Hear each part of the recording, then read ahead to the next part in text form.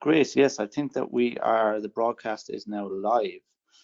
Just as a quick introduction for everybody that's on the call, my name is John. I am the CEO of Berkeley Life, and I will be passing on to Beth Shirley shortly, but I wanted to take time to appreciate you coming on the call today and taking the time off on this Tuesday evening. Our focus over the last few weeks has been on nitric oxide and sexual health, and really trying to showcase a lot of the research that Beth has done on our behalf into this particular application of our product. So what we wanted to do is summarize some of those applications on the call here tonight, and definitely will be happy to field all of your questions throughout the call. So please make sure to put them in the question bar at the bottom right of your screen, and we'll look to address as many as we can during the call. Beth Shirley is a registered pharmacist, clinical nutritionist, and the head of the Berkeley Life Scientific Advisory Board. Beth has been working in the field of functional medicine for quite a while now, with 11 years focus on the area of nitric oxide, and we've been working together now for almost a year and a half, and has definitely taken Berkeley Life to another level in terms of its scientific applications. And tonight we'll focus, as I said, on nitric oxide. So Beth, if you want to take it away, and we can work through the information that you've pulled together for us. Okay, good evening, everybody. Thanks for being patient. Had a little snafus. But anyway, tonight we're going to talk about sex and the role of nitric oxide in sexual health. So sexual health refers to a state of well-being that lets a person fully participate in and enjoy sexual activity. It's normal, healthy, and a very positive aspect of life, which is an essential component for both species propagation and the quality of life. And I believe that sexual energy is our life force energy. It's the source of our creative energy. It allows the deepest part of ourselves to come up. And when sexual dysfunction starts to occur, it can impair our quality of life and our personal relationships. And optimal nitric oxide is an essential component in both male and female sexual response and satisfaction. So how do we make nitric oxide? We make nitric oxide through two pathways. The first pathway is the arginine NOS, nitric oxide synthase enzyme pathway. This pathway takes arginine and oxidizes it down to nitric oxide. But there's many factors that influence the functionality of this NOS pathway. In fact, the NOS enzyme gets uncoupled or dysfunctional from many factors. That's why this nitrate to nitrite, the nitric oxide pathway, is so critical to support. So we eat the nitrates or take the supplement, consume the nitrates. The nitrates, the NO3, gets absorbed, circulates around, it concentrates in the salivary glands. And we've got good commensal bacteria on the dorsal aspect of our tongue that will reduce that nitrate to nitrite. And the nitrite concentration in our oral cavity is what our nitric oxide test strips test. They test your ability to reduce that nitrate to nitrite, the immediate precursor to nitric oxide. So we swallow the nitrite, and some of the nitrite gets reduced further to nitric oxide in the acidic environment of the stomach. But most of the nitrite is absorbed, circulates around, and we have other nitrite reductases in our tissue in order to reduce the nitrite to nitric oxide on an as-needed basis. Like in the muscle, the myoglobin can reduce the nitrite to nitric oxide, the deoxyhemoglobin. Even the electron transport chain has nitrite reductase activity to increase the nitric oxide production. So this pathway is not so affected by all these factors that affect the NOS pathway. So what are those factors? Aging. As we age, our ability to produce nitric oxide decreases exponentially. By the time we're 40, the NOS pathway is only functioning around 50%. By the time we're 60, that NOS pathway is only functioning about 15%. The diet, the standard American diet, the SAD diet, devoid of nitrate-rich veggies. Exercise. Exercise increases our ability to make nitric oxide. Remember, I talked about the myoglobin in the muscles being able to reduce nitrite to nitric oxide. But being a couch potato decreases our nitric oxide. Medications. There's a lot of medications that influence that NOS pathway. We've got antibiotics, antidepressants, NSAIDs, the Motrins, birth control pills, PPIs, proton pump inhibitors. In fact, proton pump inhibitors decrease our production of nitric oxide through both pathways, through the NOS pathway and through the nitrate to nitrite to NO pathway. Pollution. Anything that increases oxidative stress will decrease our ability to make nitric oxide. Heavy metals. Genetics. The NOS SNPs. But not just the NOS SNPs, anything that influences our oxidative stress, like our SOD SNPs, catalase, any iron dysregulation SNPs, our HFE SNPs, our HMOCs, anything that influences our ability to make BH4. Because BH4 is an essential nutrient in that NOS enzyme. And without adequate BH4, that NOS enzyme becomes uncoupled. And when the NOS enzyme becomes uncoupled, it becomes an enzyme that produces superoxide, not nitric oxide. So the SNPs around BH4, your DHFR, your QDPR, and the big one, the MTHFR.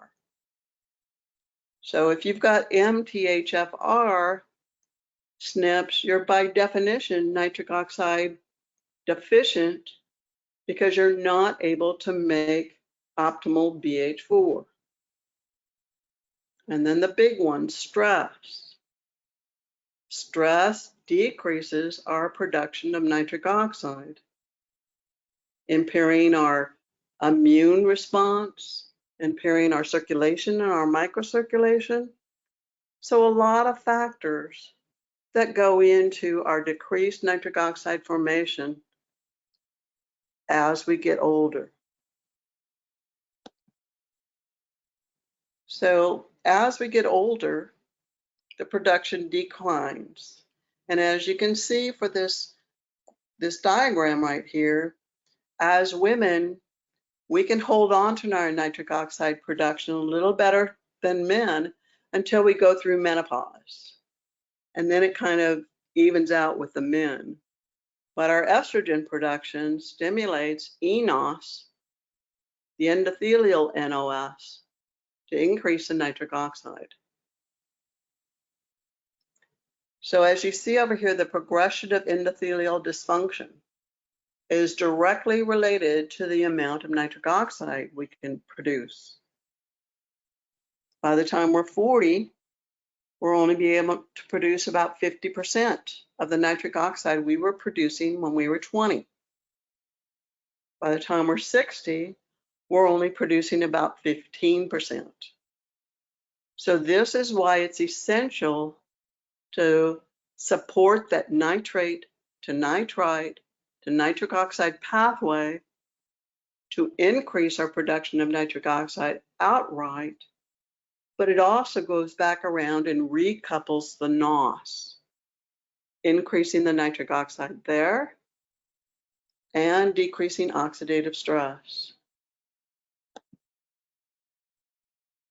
In men, erectile dysfunction is endothelial dysfunction. In fact, erectile dysfunction is usually the first sign of cardiovascular disease. And it happens in about 20% of all adult males, about 30 to 50% of all males between the ages of 40 and 70, and more than 60% of men older than 70 years old. Nitric oxide is a non-adrenergic, non-cholinergic neurotransmitter that innervates the corpus cavernosum of the penis. Plays a critical role in initiation of the pressure for the erection, and this activates soluble guanyl cyclase to increase cyclic GMP.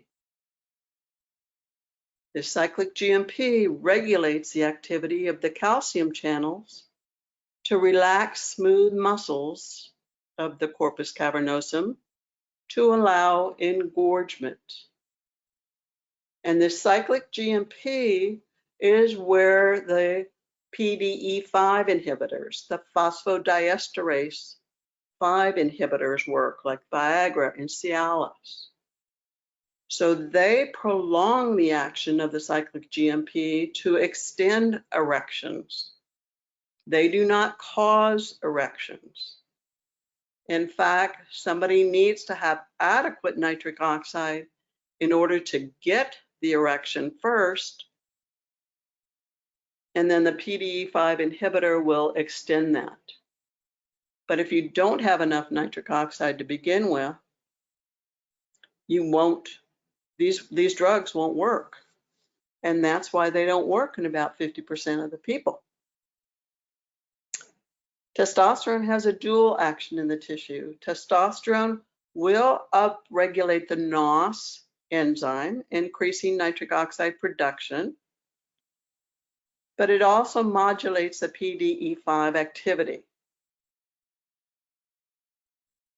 But I caution on the use of aromatase inhibitors, the anastrozole, the letrozole, and the DHT blockers, the 5-alpha reductase inhibitors.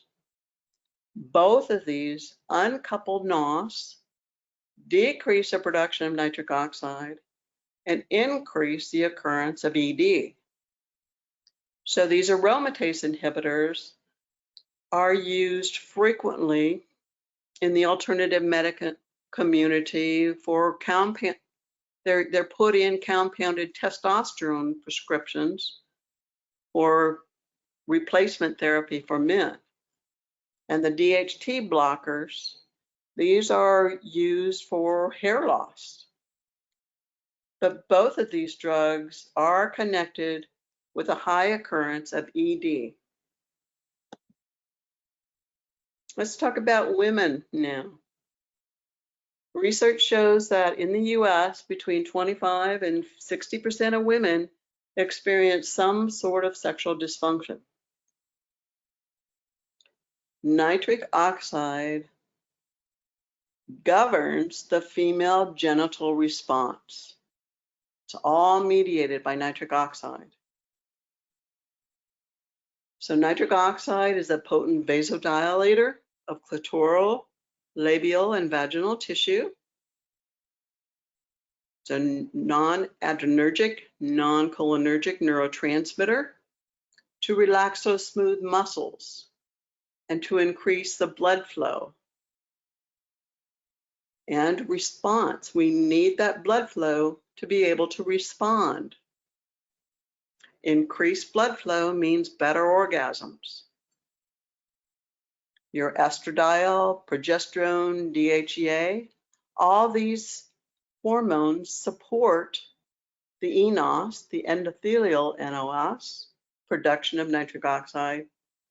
However, remember we were talking about how NOS gets uncoupled due to aging and all those other factors. So the production of nitric oxide could be compromised from uncoupled NOS.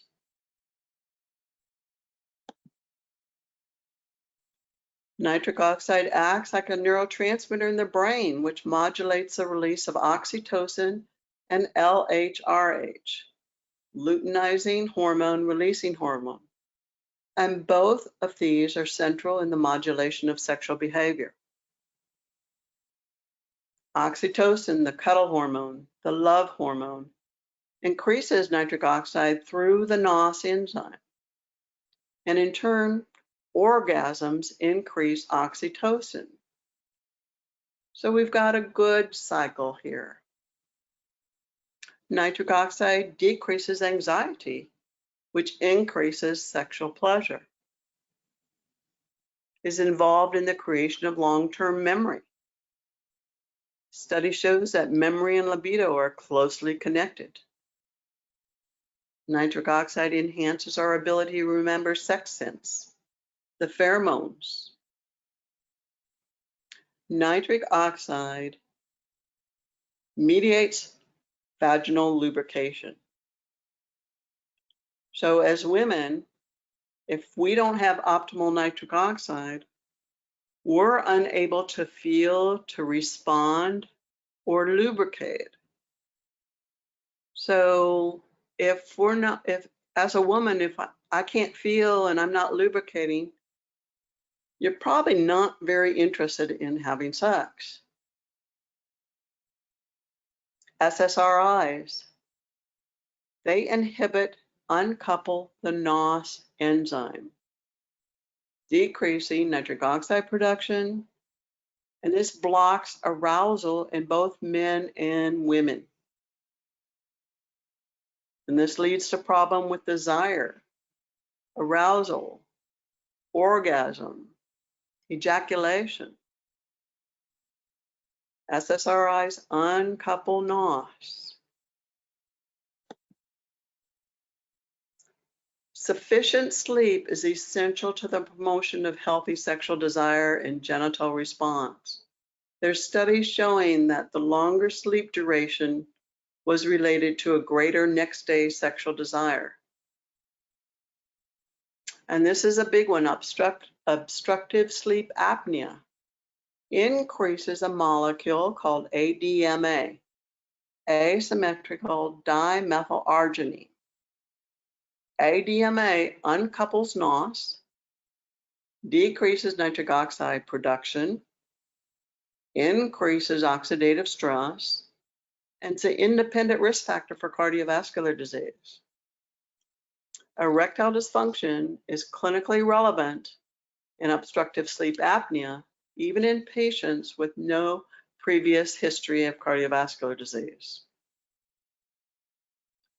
REM sleep is nitric oxide mediated, and it plays a huge role in emotional well-being and psychological balance.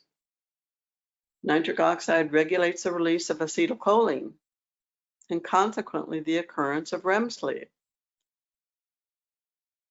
When we lose the ability to produce nitric oxide, sleep becomes disturbed. Our circadian rhythms are nitric oxide modulated. And once again, when we lose that ability to produce adequate nitric oxide, sleep becomes disturbed. I think all of us know that stress influences our sex drive and libido. Stress initiates the fight, flight, freeze response. And while that is stimulated, all these non-essential functions like digestion and sex drive are acutely diminished. The stress response is the same as whether we're being chased by a tiger or whether we have to slam on the brakes in our car. But think about it, if we're being chased by a tiger, do we really have thoughts of sex? Probably not so much. Cortisol is the only hormone that negatively affects nitric oxide levels. Stress from any source increases cortisol, and the adrenal production of cortisol is increased when there's a deficiency of nitric oxide. So there we've got a bad vicious cycle there. Cortisol inhibits iNOS production of nitric oxide. And this is where we've got the impaired immune response. We get sick easier. And the eNOS response. And the endothelial NOS is what governs the circulation and microcirculation. And without optimal circulation and microcirculation, we cannot respond. Cortisol increases oxidative stress in the mitochondria, increases NADPH oxidase and xanthine oxidase, increasing superoxide production. Cortisol decreases the synthesis of BH4. Remember I said that increases NOS uncoupling. And when NOS gets uncoupled, it becomes a superoxide producing enzyme instead of a nitric oxide producing enzyme, increasing oxidative stress and inflammation. But all of these factors decrease the production of and or make nitric oxide less bioavailable for optimal circulation and microcirculation. The beautiful thing here is that regular sexual activity decreases that stress response. Anxiety and depression affect the sexual response. Nitric oxide mediates the anxiety response. Decreased anxiety, higher nitric oxide. Lower nitric oxide, increased anxiety. Anxiety and depression are associated with low levels of BDNF, brain-derived neurotrophic factor. And nitric oxide mediates the neuroprotective actions of the BDNF. Plays a role in synaptic plasticity, which positively influences mood. It induces neurogenesis, which enhances learning and memory. Memory has been associated with increased libido. And in turn, sexual activity increases neurogenesis in the hippocampus. So sex keeps our brain young too. Nitrates increase the production of BH4, increasing the production of all of these neurotransmitters, including dopamine. And dopamine is a major player in the reward pathway and stimulates sexual desire.